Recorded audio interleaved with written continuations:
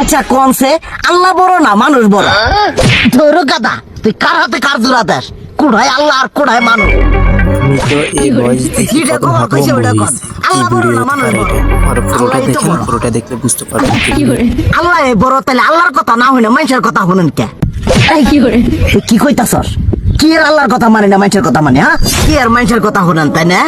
আমনে যে ওই দিনকে ডায়াবেটিসের রোগ নিয়ে যে হাসপাতালে গেলেন, ডাক্তার আপনার কত কিছু খাবার না করলো, সব কিছু না খাই এখন চলতেছেন।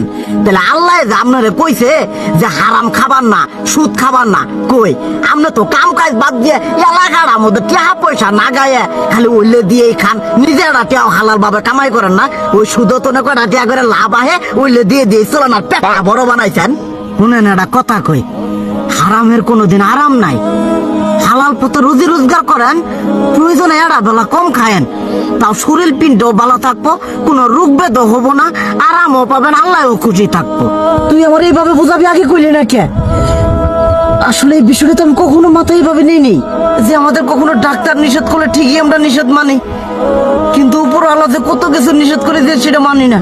আর এই যে হারাম পথে টিয়া পয়সা কামাই করতেছেন, শরীরের মধ্যে দুনিয়া রোগ বেত হয়েছে, দেখা যাইতেছে যা টিয়া হারাম পথে কামাই করতেছেন তার তো বেশি টিয়া মনে করেন জ্বলে যাইতেছে গা বেশি।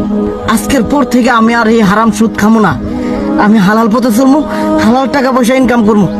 এতে করে যদি একবেলা কমও খাইতে হয় তবুও খামো, তবু আমি আর এই হারাম পথে চলবো না। আচ্ছা ঠিক আছে।